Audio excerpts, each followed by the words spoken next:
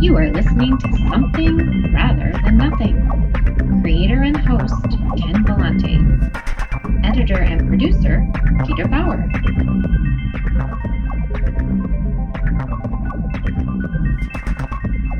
This is Ken Vellante with the Something Rather Than Nothing podcast. And for this episode, we have the great pleasure of talking to Mackenzie Rogers. And Mackenzie is a very talented artist, opera singer. So we're going to have the opportunity to talk about singing and the art of singing and about opera. We're also going to have the chance to chat with her about being a subject and being an art model in paintings. And Mackenzie, I wanted to thank you so much for joining the program and wanted to welcome you to Something Rather Than Nothing. Thanks for having me, Ken. I'm thrilled to be here. Mackenzie, I start off on most of the interviews with the beginning. What were you like? From the beginning. What were you like as a young child? Did you have an artistic bent?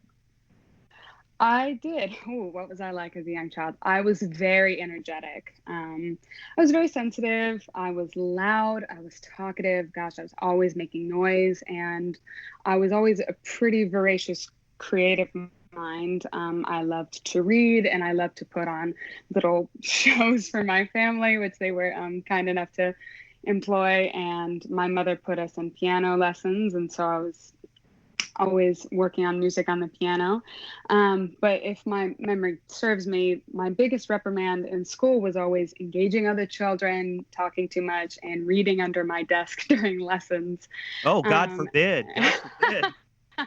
Well, and now it's funny how those kinds of things stick with you through your childhood, because sometimes I feel like if I'm reading when I should be doing other things like practicing opera, practicing musical theater, practicing piano, I still have that tiny thread of guilt that I'm wasting my time reading when I could be doing other things. That will never stop me. I love reading. And right now I'm reading 3 books. I'm reading Shantaram by Gregory David Roberts, which is a lovely book. I'm reading White Fragility, which is, of course, self-work of the times. And I just got The Artist's Way, which is about exploring creativity with daily and weekly tasks. Yeah, I'm always fascinated by what folks are reading. I study literature a lot, and it's kind of one of those things. It's almost like the equivalent to me of like, what do you do for work? Or it's like, what are you reading? Right. So yeah, it tells you a lot about the way someone thinks and what they're working on, what they're interested in. Now, I believe on the reading component, we might have a connection that I am now reading Black Elk Speaks, which was based in Oklahoma. I believe are you from Oklahoma? I am from Oklahoma. Yeah, born and raised. I lived in a suburb of Oklahoma City, and my family's been there for a long time. My ancestors were Chickasaw, and of course, they were moved there on the Trail of Tears under the tenure of Andrew Jackson, and we stayed there ever since. And so, but yeah, born and raised Oklahoma. I have a lot of love for Oklahoma, despite that I was always a little bit of a black sheep there. I known folks from Oklahoma, and one of the folks I've known, she would make Texas caviar, which was one of the best side dishes I had ever had. And so before getting into the type of art that you perform and you're directly involved with, what types of art do you like to be around, consume, look at, etc.? Well, that's a very good question. I made a New Year's resolution. I'm kind of old-fashioned. I like New Year's resolutions. I know they're not a la mode at the moment, but my New Year's resolution a couple of years ago was to spend more money on live theater. And so I love plays. I love operas, obviously. I love musical theater. Any live performance or in-person performance, going to art museums, any interactive kind of opportunity is something that I really, really enjoy. And I think you get a lot out of it. I think a lot of times in a world full of screens that we forget how to interact with physical things around us. And that's not to say that technology has not been a wonderful influence on the future. It has its downsides, of course, but it also has incredible leaps forward. But I really like to see and hear and taste and smell and touch things to the best of my ability. And the energy, especially from a live performance, you can't get anything like that. It's magic. And that's why, while it's very noble to watch filmed versions of live performances, you have to be there. You have to be in the seat. You have to feel your blood rush. You have to feel the temperature of the theater and hear the timbre of the voices. That's a big part of the experience for me. And so I love live performances, and I love seeing the textures of paintings. If you go to the Met, one of my favorite painters is Van Gogh. I got that from my mother. Love Van Gogh. Oh yeah. What a mind. And if you see, you see these printings of his paintings, irises, the pink roses, the cypress trees, and they're all wonderful and beautiful. But when you see them in person, they have so much movement. They have so much life, the textures of the trees and the way the air moves. I mean, it's an entirely different experience to be 6 inches from it, or however far they'll let you be when you're in a museum. And so, yeah, I really like to experience things firsthand. I love that on Van Gogh. I'm reminded, as a quick aside, of the beautiful movie Loving Vincent. And if is that the one with Willem Dafoe? No, this is a movie which is mind-blowing. It is, I might have this number wrong, but it is, I believe, 100,000 paintings placed in sequence to create a film, so that yes, the scenes of Van Gogh, the scenes that he paints, you move within them, and the style of the entire film. It's the first time a film was comprised of paintings as the whole. It's a stream of paintings for an hour and 20 minutes that tell the stories. And such a distinctive style. You can always recognize Van Gogh. He's such a unique voice in the sea of painters. Okay, we could geek out on Van Gogh for a while, but so let's let me jump ahead on a question a little bit more difficult. I mean, you were talking about live performances, and I really liked how you're covering some of the feel of the aesthetics that's around you, things like that. In a time of pandemic, what has it been like? What's it been like for you as a live performer? Are you being sensitive to those components of the live performance? What has it been like to navigate the past couple months with an absence of that? Well, this is where the dedication and it's where you really have to trust the work. It's especially because we don't know when we're going to be able to be back on stage. There are, of course, hopeful ideas about it. There are dates that people are presenting. And I appreciate those. I often think that they're a little optimistic, but I do understand that. We don't want to feel like we don't know when our life is going to resume. And so as a stage performer, the audience is as much a character as you are. You get energy from them and they get energy from you. And there are times you go on and you're exhausted and the audience is revved up and you feed off that. And there are times you go out with your heart in your hands and they're just not that interested. So it's very much a live creature. And so to be confined to your home, to be confined to technology, to be confined to having to work off recordings, it's a little disheartening, but it is just as important, because at the end of this, we will be back on stage at some point, and you have to continue to grow and progress. And so really what this has allowed me, at least, is this uninterrupted time, this precious resource and currency of having hours at my expenditure that I didn't normally have. Normally you'd be commuting or going to the gym or socializing or working or all these things that get in the way of just consistent straightforward work on your art, and all of a sudden you have that at your fingertips. And it also changes how you approach your art. Now these days I have to do Zoom voice lessons, Zoom opera coachings, and that is a very different animal. And I really think the biggest part of this that I'm taking out is persistence and really trusting the work and using it as catharsis. Singing is what I love. Making music is what I love.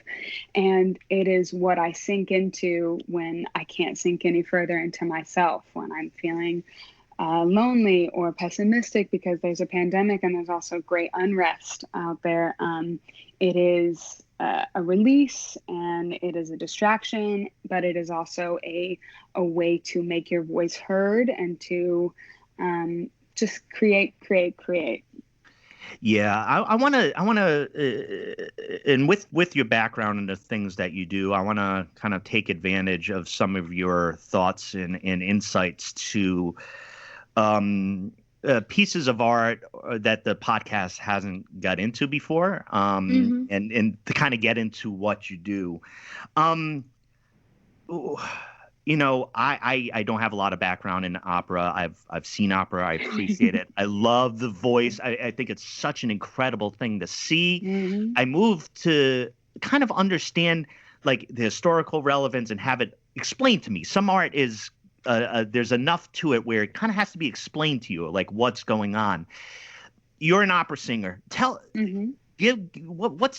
What's that like? What is it like to create art with your voice, to be involved in a production like that? Well, that's a good question. In making art with your voice, you'll never be able to hear your voice the way anyone else can.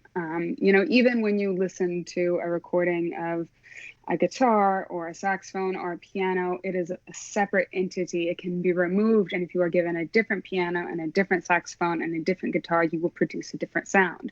Your voice is your voice. It stays in your body, and therefore it's very, very personal. It's really easy to take technical issues as personal blows. And they're not necessarily, they just require work. And of course, your body changes, and your body's health is your instrument's health. And so that is something that, especially for me, getting more and more serious about singing as I got older, it took me a while to realize how much I had to take care of myself, how disciplined my discipline really had to be. And I still work on that every day, but it's so much part of who you are that you have to take care of it almost to an overwhelming degree if you want to get the most out of it. But the benefit of that is that the reward you reap is incredible. The idea of what you can do versus what you do, what you think you can produce, what sounds you can make, what emotions versus what actually comes out of your body, and this wonderful scientific aspect of making music. Of course, you really have to be a musician, but there's this wonderful scientific aspect of performance and sound waves and things that they didn't necessarily understand when opera was first formed, and as it has grown throughout the centuries, but now we understand in the 21st century, and what a miracle it is that we were able to figure out so much about creating art with our voices without knowing that. And so being an opera singer is a lot of work, but it is worth every drop of frustration, every drop of discipline, everything about it that can often maybe put young singers off or put young artists off of something. It's just the work. It's absolutely worth it. Yeah, I can really connect to your, the intensity or what you're putting into it, to create what you do. It seems to be the type of art form that demands a lot. And it was really helpful to hear you describe as far as your connection to it and, the science and the art of it, right? You mentioned that piece, right? Like, I think everybody's already known that this is like an artistic performance, but also some of the factors that go in there about the performance that are, I don't know, subject to many other contingencies, right? Like you said, temperature, sound, acoustics, and things like that. I know you love painting, and of course we, we're talking a bit about Van Gogh. I love painting and paint. Do painting myself. I am a painter. Yes, I saw one of your beautiful paintings. Yeah. For you, I want to explore like a little bit of a different entry. You work have done some work as an art model. I think a lot of people are probably curious about what it's like on that other side, right? We see the finished product of a painting, and what's that experience like to participate in art in that way as an art model? It's a very different perspective, and I had always, of course, you see these faces in these paintings, you see bodies, you see they call it drapery, the cloth moving across a human form, but you never necessarily associate a person with it unless they have an identity, like the very famous portrait that Sargent did of Portrait of Madame X, which of course had a huge uproar when it came out because she had one of her dress straps had slipped off her shoulder, and that was so scandalous in Paris 150 years ago. And just that idea of a flesh and blood human being being the inspiration for a painting. And you can really see how a different model brings out different results from the painter. And one of the things that I really like about the wonderful artists that I work with is that we feed off each other's energy. The poses that I choose or that they choose for me are very directly related to my personality and even experiences. I have been a model for a big project. It's a sculpture project that is going to take multiple years and multiple months, and it's 40 hours a week. And so all of a sudden it becomes very much a working environment as opposed to maybe the 2 or 3 hour sessions that you get a lot of times, sometimes 8, but all of a sudden 40 hours a week is a very different beast. And you really have to, like any working environment, you have to gel with your coworkers. You have to have mutual respect. You have to be able to handle conflict well. And something that I really like about Art Model is that it changes my perspective on my art. These wonderful visual artists will say something and then I will take it home. Something that was said to me by the sculptor that I work with, Sabin Howard, is he said, I'm making this sculpture the way human beings see sculptures or see objects, how they see the world. A lot of times we think of things as being, in order to be good, they have to be photographic or they have to be perfect. When in fact, Anthony Roth Costanza, who is a countertenor that I love and adore, who was the lead in Akhenaten at the Met this last year, he said, perfection is deeply boring. And he's absolutely correct, because it's also not the way we hear things. Even in language, a lot of times, and opera, of course, does afford you the chance to study multiple languages. Western opera focuses on German, English, Italian, French. The Slavic languages are moving in there as well, Russian, Czech. But this idea that you don't necessarily hear music as being perfect moment by moment. And that's so uninteresting. There's no emotion created that way. If I'm singing and my heart is breaking, if my voice is shaking, that might not be considered perfect, but it's real, it's human. And so this idea that you see art and you take in art the way human beings are meant to perceive the world. In sculpture, as I understand it, it's following a line, following the turn and curve of the body. In music, it's following the line and following the curve of the music, and you don't necessarily hear all of the not filler moments, but the smaller moments, the articles, the connecting words that you would in a language. You don't necessarily hear those. You hear the moments of climax. You hear the moments of piano. You hear the moments of forte. You hear this really moving texture that does not necessarily have to be perfect at any second. And that's something that I really appreciate about art modeling, is that it gives me, I don't know if I would have ever thought of it that way beforehand, or this idea of closing the form where you take something and you outline it to a certain degree, and that colors how it is perceived. So if I take that concept back to music, I close these phrases. Maybe it's 4 bars, maybe it's 8, but I take them and I bounce them each to the next. How does each phrase bounce to the next, and how do I work within that? What notes are the most important? What notes can I save my voice a little bit? What notes do I really have to not care about technique and not care about perfection, and just let my human voice and my human experience shine through? So I have a lot of love for art modeling. I do it professionally, but I would do it for free.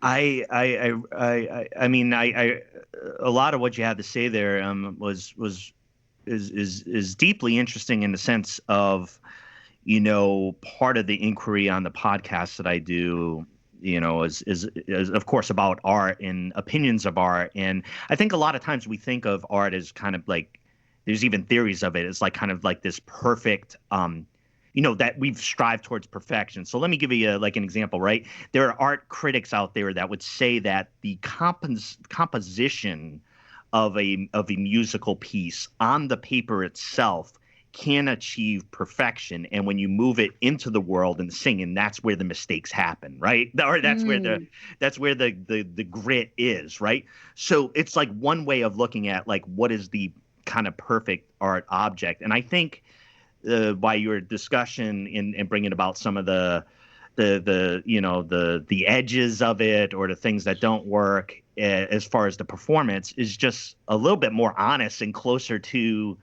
the pieces that work and don't work. When things sound too neat, too perfect, too clean, it might not be the best thing. And it sounds like you have to, as a performer, kind of interact with that, figuring that out.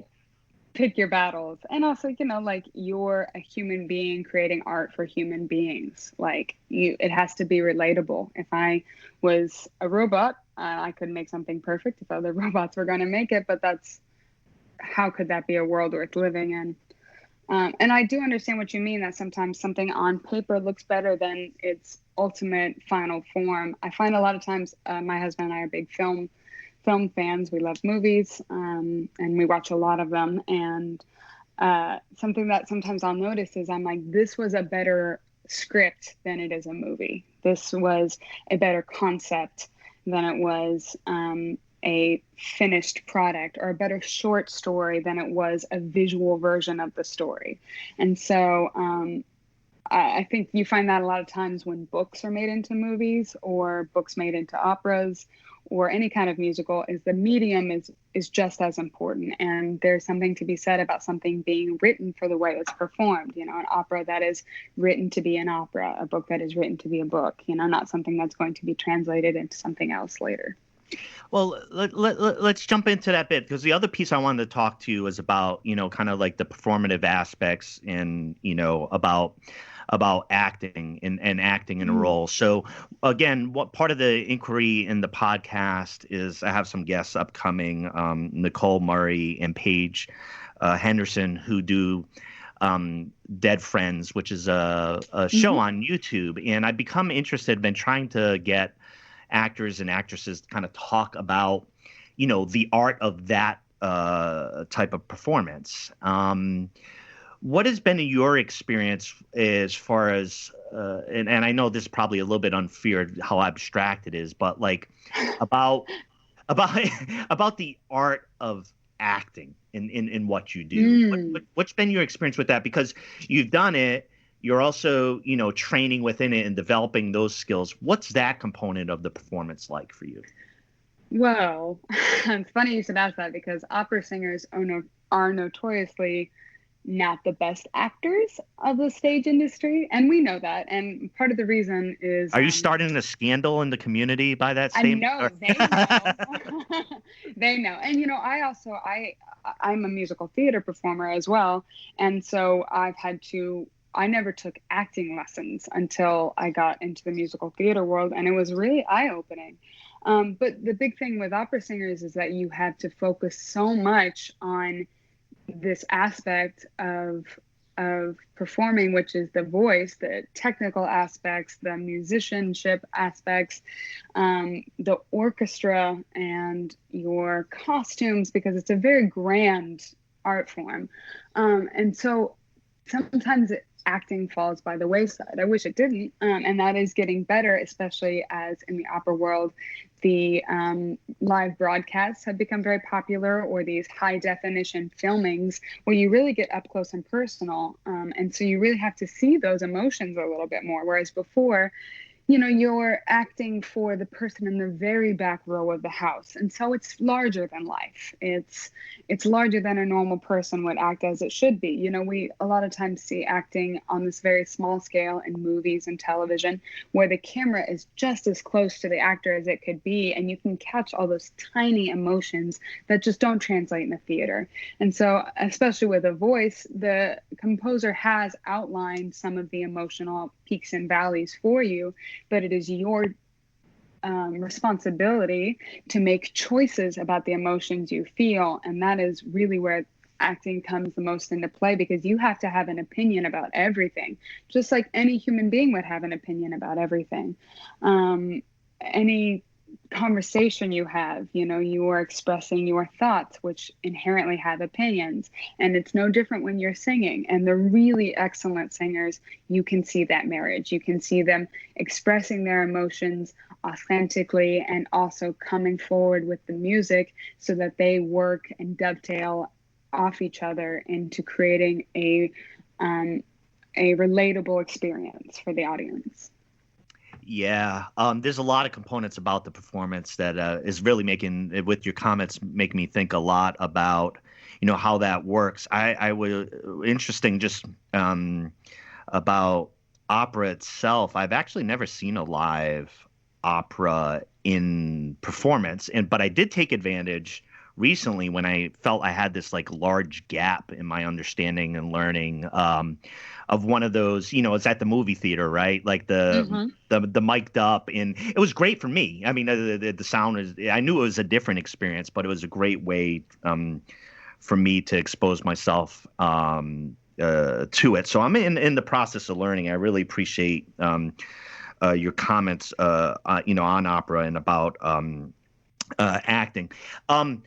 Mackenzie, I want to play for the listeners. Actually, I'm playing it for myself, and everybody else can enjoy it too.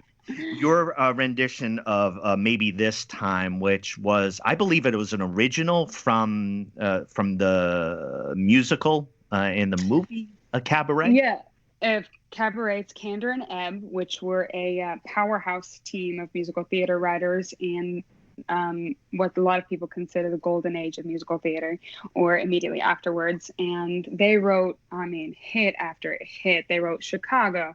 They wrote Cabaret. They are just a household name for the musical theater community in a lot of ways. And they had this really sexy, gritty sound, and it required a lot of just emotional prowess from their performers. And of course, the most famous version of that is Liza Minnelli, and she inspired me for this. So this piece, there's a story behind this piece. This was the piece that got me into musical theater, because I had been in a swing dance musical, but as a dancer, I sang a little bit, and I had done West Side Story in high school as a dancer. You know, I wasn't really a singer, and I didn't really get into singing until college, was when I started taking voice lessons for the first time. And so after my grad work, I was horribly burnt out on singing, just, you know, as you are when you're oversaturated. Even if you love it, you just get exhausted and you lose the joy a lot of times. So after grad school, I started working with a wonderful, wonderful woman named Hannah Penn, who was my mentor and friend, still is. And I brought this piece into her, Maybe This Time, in the original high key. Liza Minnelli sings at a fourth lower, and I don't blame her because it is a high belt. But so I brought in this piece and I said, hey, I have this. Can you just tell me if it's worth anything? And so I sang this for her, and she goes, well, I think it's great. I don't necessarily think I can help you with it because it's not my forte, but I think it's worth pursuing. And so she really gave me the green light to start putting myself out there for musical theater, and that was in 2016. And so I have so much love for this piece, and I didn't necessarily know what I was doing, and I'm still learning, but I had a lot of emotion behind it, which is really what you need. And I, of course, had lots of vocal training. I didn't come into it cold. Like, I had been studying singing for multiple years and trying to work healthily. And this was my first time applying my voice really in this way. And it has been such a wonderful experience. I love this piece. Yeah, well, absolutely. And let's play. I want to chat about it afterwards, because I want to chat about the song itself and background with Cabaret. So let's play it. This is Maybe This Time with Mackenzie Rogers singing this song.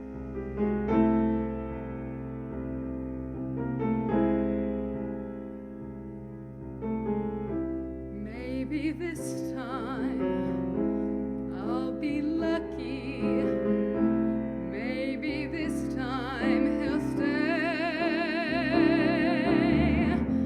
Maybe this time, for the first time, love won't hurry away. He will hold me fast. I'll be home at last. Not a loser anymore, like the last time and the time before. Everybody loves a winner, so nobody loved me. Lady peaceful, lady happy, that's what I long to be.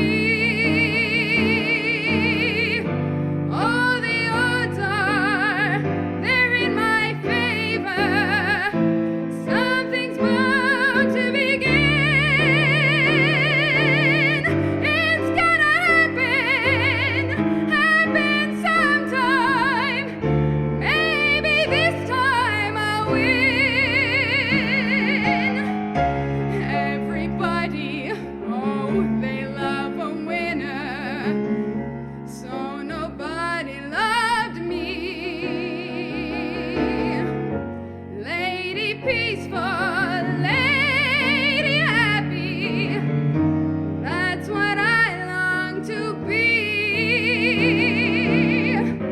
All the odds are, they're in my favor. Something's bound to begin. It's gonna happen sometime.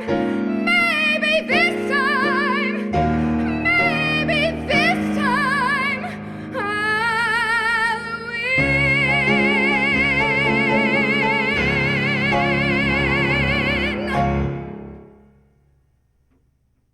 All right, I'm faced with not knowing what to say after hearing that. I was going to say, holy shit, or wow. Absolutely That's a throwback beautiful. for me. Love Thank you. Love that one. And I saw you had posted something. It was from a while back, and I heard that. I'm like, oh my God, that song. And so it's a haunting song. It's a haunting song. It's haunted me ever since the first time I heard it in Cabaret. Liza Minnelli, gorgeous performance, ridiculously high level performance in Cabaret, and of course that damn film, right? Rise of Fascism. There's there's a lot of haunting stuff in there, but the Tomorrow Belongs to Me version of the blonde-haired German, early Nazi singers before the intermission, where it's a picnic and you're looking around, you're like, holy crap, the Nazis are rising. Fascism is increasing. The military is rolling. All right. So, for our times, super haunting politically, So about the text itself. Let's talk about the text itself with Cabaret in these times. What how does what you see in that particular musical and the rise of kind of like intolerance in kind of suffering, it has just this deep resonance for me at this moment. What's it like? What's that text like for you? What do those songs do for you? Well, this is undeniably a love song, but it can really relate to so many human experiences. Maybe this time the change will happen. Maybe this time we will do the right thing. And I wholeheartedly believe that's what Kander and Ed wrote. That's what they meant when they wrote this piece. And of course, against the backdrop of fascism, of course, this is a very tragic, beautiful musical. And they did not shirk away from making their point clear, which is to watch fascism rise. And it always kind of starts as a dirty secret. Maybe everybody knows it, but they don't quite have enough evidence, or if they do have enough evidence, they're not looking at it closely enough to really realize how strong of a foothold it is taking in everyday society. And it starts to kind of rear its ugly head, and then you think, no, it couldn't happen here, which has got to be the road to hell is paved with good intentions. We always think that we are too far forward, we are too progressive, we are too smart, too educated, too integrated, too diverse to fall into that trap. And I think we have seen throughout history that is not the case. And it's not the case now. I mean, fascism is alive in multiple ways. It is not always men with identical haircuts and bands on their arms marching into your city. It is systemic. It is taught. It is ignored. It is dismissed. It is apologized for. And I really think that's one of the things that they wanted to show with this musical is that you have to say maybe this time until it happens, but you can't stop. You keep having to push forward and also really unite. You can't beat fascism alone. And there will always be instances of people trying to change the way other people behave or act or think or present themselves or exist in the world. And it is the right of every human being to not have to experience that, to be able to be their truest, most authentic selves, and to not have their history drowned out in favor of someone else's. Well, in that film, for me, I mean, there's for art, you connect with art, and it has this deeper meaning sometimes with the connections. But I was born in 1972. That film came out in 1972. And it won best actress, Liza Minnelli, best director, Joel Grey, as far as best actor, in a supporting role, and it was very, very advanced. I mean, because there was a lot of sexual dynamics, bisexuality, and it was also tied to, like, for me, I love the period in Germany in the 30s and German expressionism and Die Bruch and these movements that right before that. And I think for art, for me, I've always placed that front and center. You have this my favorite art movement at that time, and then you have the rise of fascism, and how those things are interrelating. But so that's that's Cabaret. But what in general, what role do you see art in this time right now? We're recording. George Floyd was murdered by police in daylight over minutes in a horrific. Just another iteration of the horrific effects of racism.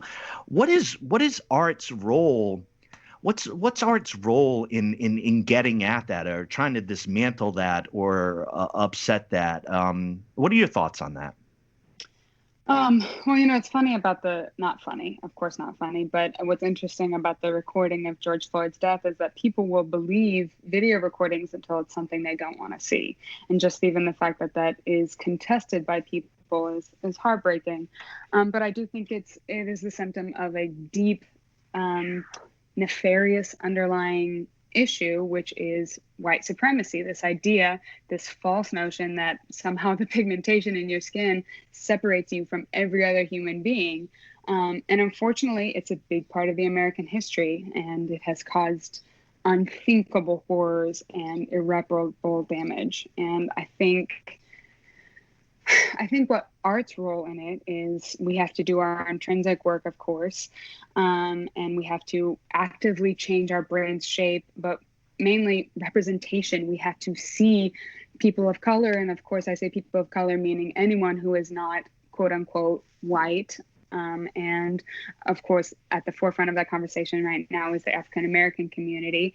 But we have to see people of different skin colors, of different cultural backgrounds, that speak differently, that think differently, that dance differently. We have to see them at the forefront. We have this kind of, I feel like we have this kind of strange notion in the United States that the white experience is the baseline, which itself is privileged and false. It's a false narrative. It's just one that has been shown the most often consistently through history, through our art, through movies, through music, through stage performing, through paintings. I mean, gosh, I can't think of an opera that I know of that was written by a Black composer, and that breaks my heart. And I also think that we have to pay for it. We have to put our money where our mouth is, paying our artists of different communities besides white, representing their works, not separating their music or fashion or body types or athleticism or writings or abilities from the experience of the people that belong to that group. I wholeheartedly believe that, because that is pretty common for the white community to have looted other communities. And of course, right now, what we're focusing on in the world, as rightfully so, is the African American community. And with the murder of Breonna Taylor and Ahmaud Arbery and George Floyd, you really see how big that divide is. And art is reflective of the times. You can really see what's going on in the world in art. And it is a magnifying glass into the experience of different cultures, different communities.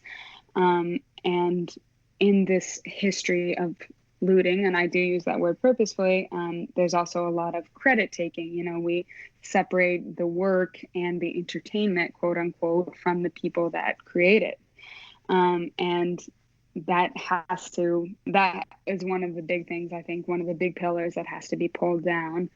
And we can't dilute it, and we have to zoom out and see the systemic issues on hand that are financial and economic, physical, sociological, and really taking into mind, art has always been a bridge, I think, into different cultures and to bringing different cultures to the forefront. And we have to work now to make sure that as that's happening, it is uncensored, it is unapologetic, it is true, it is amplified. And back in the day, there were legal ramifications for those bridges, but now it's social. And I think it's really art's responsibility, we as artists, to make sure that all voices reach the same level, and so that no one voice of any particular group is louder than any of the others in times of peace. And of course, if something happens and a group needs to come to the forefront, that is absolutely necessary, but we don't even have that as a baseline yet. And so we need to amplify people of color, different communities, the trans community, the queer community, all these wonderful artists that have somehow been shunted away and shunned away into being not recognizable unless it was filtered down into something that matched the palette that was already created in the world by hundreds of years of racism, slavery, legal blockades, all these things that have held people back for so long. And it's time for we as artists and the art community to step up. Yeah, I appreciate your comments, and I think there's in trying to do the podcast and talking about philosophy and art, there's an overt recognition, I would have to say, as like if you take philosophy as a discipline, right? like even worse than other components of society, very white centric, very and very male centric, which has had an impact on the development of the discipline. For me, I spent years studying it. I spent 8 years studying philosophy, so I'm obviously connected to the questions that exist.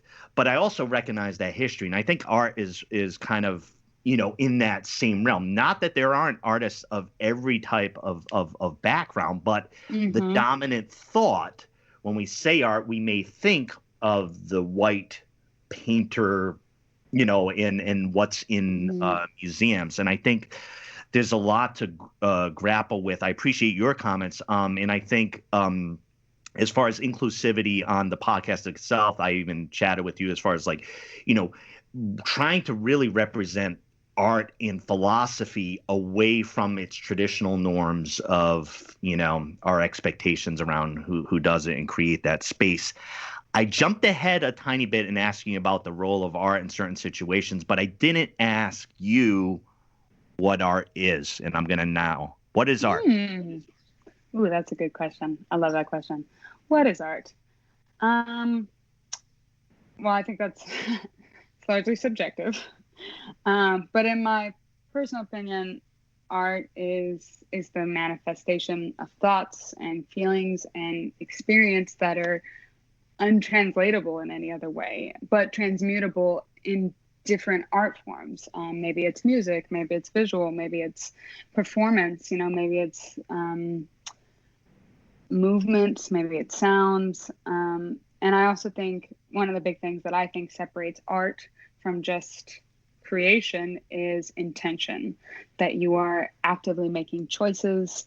And that's not to say that things can't reveal themselves to you, that you can't discover things, because that's a big part of it. It often feels like as you chip away at whatever you're working at, choices will reveal themselves to you, or paths to take, and some of them will seem obvious and some of them will seem less obvious.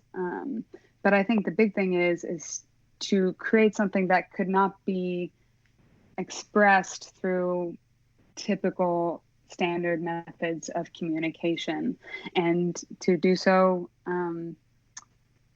with decisions to be made, choices made, but with something to say. Yeah. I love the question myself. What is art? And it's evocative of a lot of, I think you try to figure out, we had the discussion a little bit earlier when we were chatting about is it perfect on the paper? Is, like the thing with the script, and then once you perform it, is that where those things happen? And I think I remember starting off when I had studied the question, what is art, is there's always the discussion about nature and authorship and beauty, right? The sunset, is there an author for the sunset, and if so, is that artistic? So there's some really grand questions. I was glad to hear your thoughts on that. A couple more questions. Sure. Is there somebody or something that made you who you are? That's a heavy hitter. It is something or somebody that made me who I am. I mean, I think I'm an amalgamation of everyone I've ever met and everything I've ever seen or experienced. But there are, of course, players who are more important than others, actors that have a bigger sway in my experience. I would definitely say my family. I love my family very much. My mother, who never takes excuses and is ruthlessly smart and very opinionated, and but also very open-minded. She taught me that it's okay to change your mind. That's what a reasonable person does when they are presented with new information.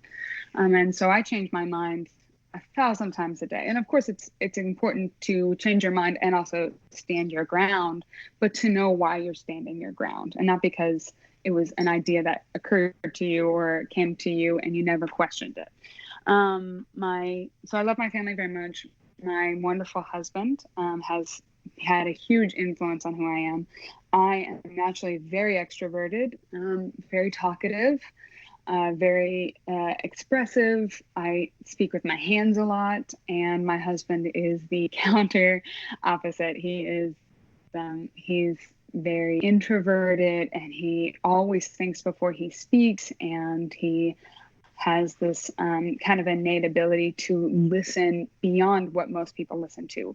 And he has a wonderful inquisitive eye. And when we'll go to a show, even if it's something that's technically in my expertise, I see musical theater and opera differently than he does. And he will always notice things that will really take me aback and change my perception of them.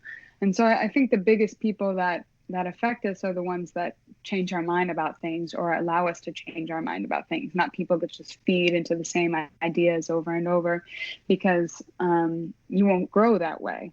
And also I've had the great fortune of being able to travel the world. Opera has allowed me that. I was able to go to Europe and see some wonderful places there. I was able to visit Africa for my sister's wedding, not for opera.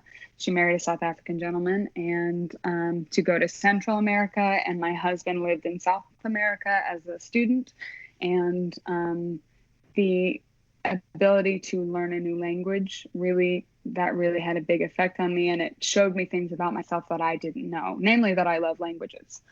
And if I was not an opera singer, if I was not a stage performer, I would want to be a linguist, because that was open to me by my experiences and by the art form that I do love, allowing me to visit what otherwise I don't know if I would have been able to. And it wasn't learning languages in school that showed me that. It was going to another country and trying to communicate that taught me that. And so I think that was very, very important. But yeah, it's a hodgepodge. I sometimes feel like a cauldron, and they're throwing in various things and turning it on simmer, and I come out the other side.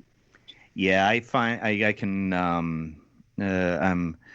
I can say for myself, at knowing myself at this point, I haven't shown a great aptitude to in learning languages like some folks I've been around, though I do try, and with some Spanish. But I'm also fascinated by languages because of the way that they sound and how they're pronounced. That seem kind of impossible to me, and I only say that because I was taking advantage of some free lessons on an app in Mandarin, and good Lord, tackling the sounds. I like tackling sounds, but especially for a tonal language, there's some really great Chinese opera which focuses on the language, and it focuses on the traditional costumes and traditional garments worn in the Chinese culture. And it's gorgeous. The colors and the sounds, and it's unlike anything you've ever heard before. And I remember I had a teacher who said, there are sounds you're not going to be able to hear until you hear them for the first time. You have to experience them before you can conceive of them in your imagination. Before you can replicate them, they have to be introduced to you.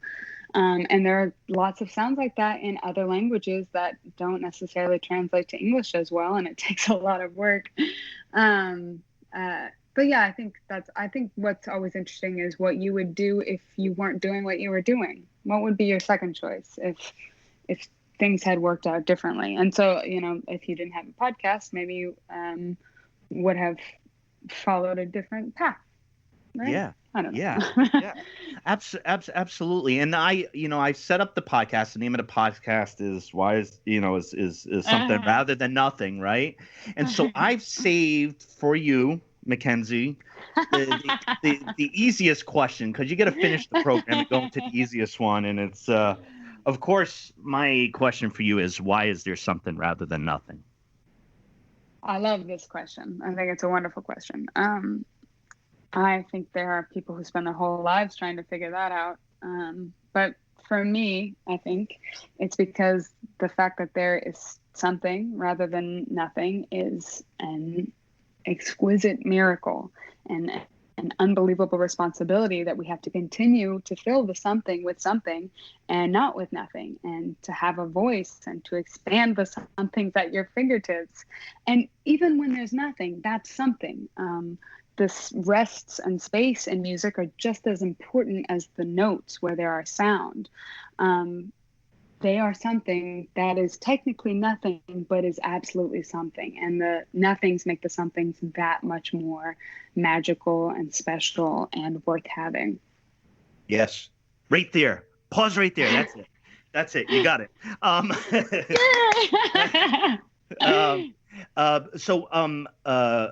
Mackenzie Rogers, I wanted to give you the opportunity at the end. I'll say right off the bat, your enthusiasm for art, your talent and your thoughts are all deeply appreciated, and actually quite inspiring to think about. And I've loved our chat.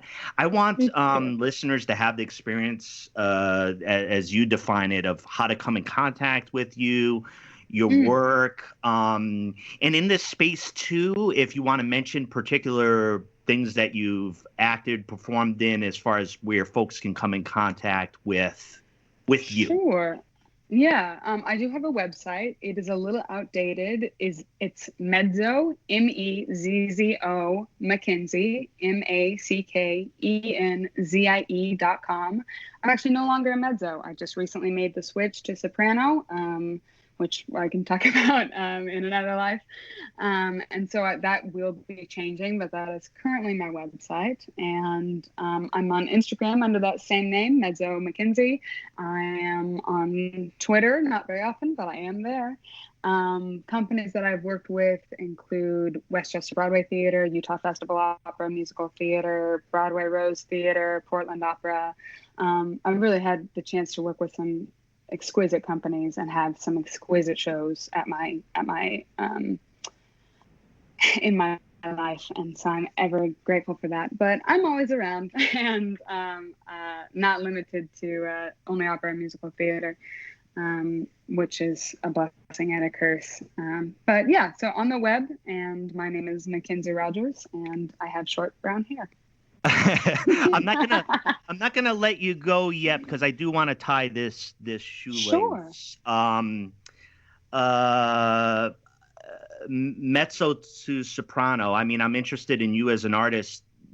That's a significant transition within the work that you do. Can you tell us a little bit about what that means and what's going on for you as an artist in that process? Yeah. Of course. Yeah, absolutely. So I studied, in opera, there are major voice categories. Many of them are familiar to you: soprano, mezzo-soprano, contralto, countertenor, tenor, baritone, baritone, and bass. And even within those categories are subcategories called Fachs, F-A-C-H, it's a German word. And Fachs determine what repertoire is most appropriate for you. There are different types of sopranos. There are different types of mezzos. There are things that sound more beautiful in certain types of voices. And this categorization really didn't come around until the 18th into the 19th centuries. As much into, we use it very heavily now in the 20th century and the 21st century. But I was singing as a mezzo, which is a lower voiced female voice. I was singing as a high mezzo, a lyric mezzo, and I did coloratura, which is vocal pyrotechnics. Your voice moves very quickly. It's got a lot of spring, it's got a lot of flexibility, it's a little bit higher and brighter. And now I am transitioning to soprano. So as you are in your 20s, your voice changes a lot. And then as you near the end of your 20s and into your 30s, your voice expands and settles. And so a lot of times the voice that you will have studied and known and sung with for years will not end up being the repertoire you sing. So that's exactly what happened to me. I was working as a mezzo and singing as a mezzo, and started working with a wonderful, wonderful team here in New York, David Jones and Kamal Khan. That is my teacher and my opera coach. And at Kamal's behest, I was working with him, and he was like, I really think you're a soprano. I think you should be singing Puccini. I think you should be singing Mozart. I think you should be singing this other music. And so I worked on it a little bit, took it to my teacher, who the teacher works on your technique, works on vocal health, works on creating beautiful and efficient sound. And an opera coach works on things like languages, expression, artistic choices, stylistic elements that are appropriate for the time period that the opera was written, things like that. You would never sing a Mozart opera the same way you would sing a Puccini opera, and there is the struggle. You really have to be a chameleon. You have to adapt. And so I'm switching to soprano. And so this book of repertoire that I've held closely to me, we call it our book or our package. It's 5 operatic operatic arias that you take with you to an audition. One has to be in each major language of Western opera, which, as I mentioned earlier, is French, Italian, German, and English, and then one of your choice. It can be Slavic, or it can be another aria in a repeat language. And so I've had this music near and dear to me, and I've all of a sudden kind of pushed it aside to allow new music and new ways of singing and creating sound that I had never really explored before.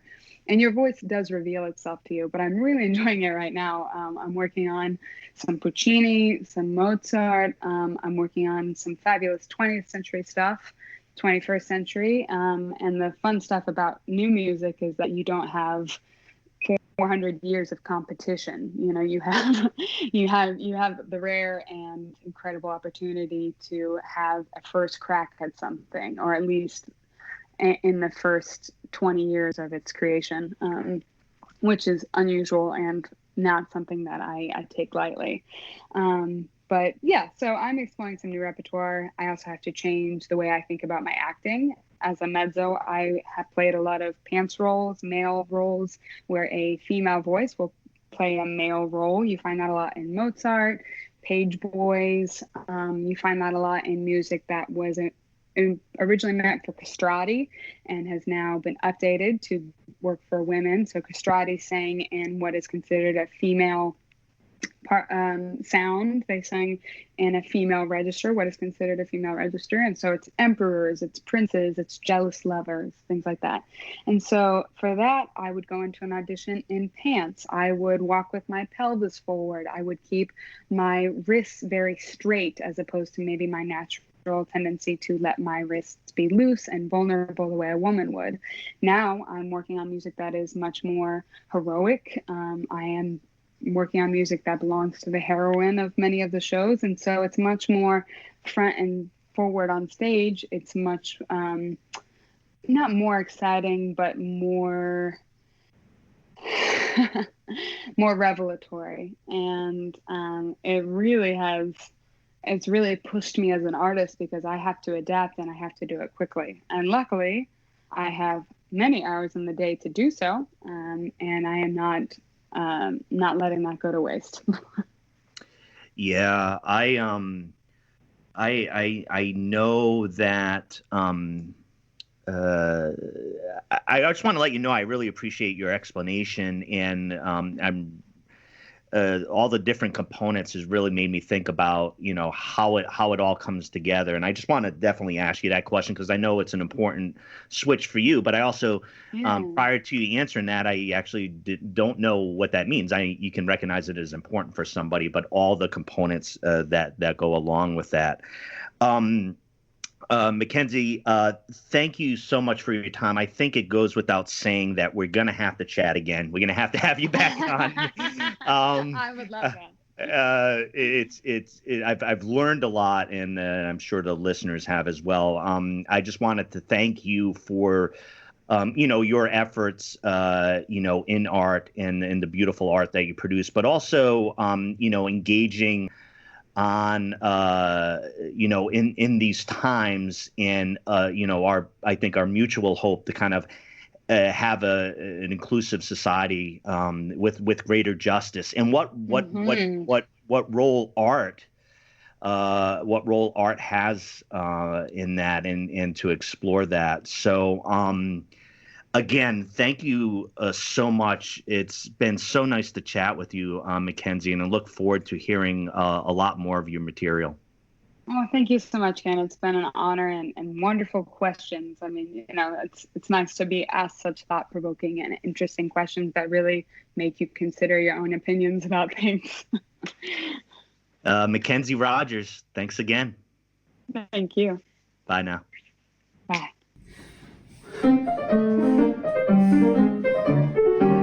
Enfin, je suis ici, ma maison est déserte.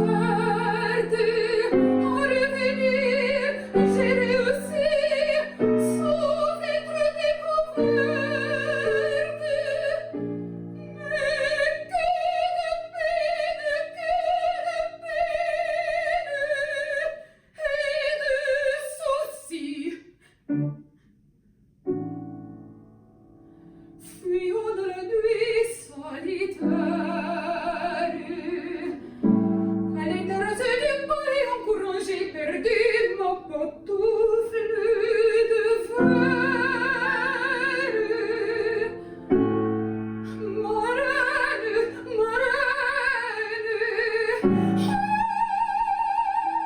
voudrez-vous me pardonner?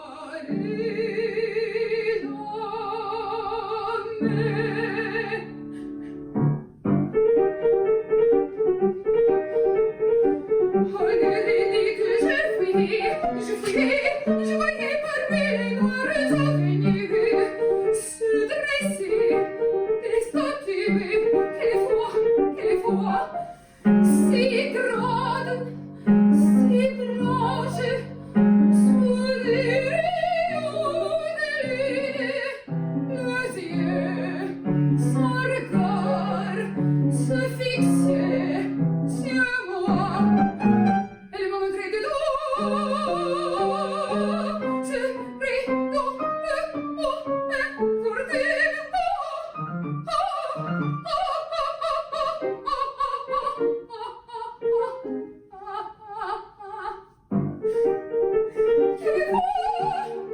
quelle fois vous avez dû voir ma détresse, ma reine, pour tenir ma promesse, j'ai fait tout ce que je pouvais.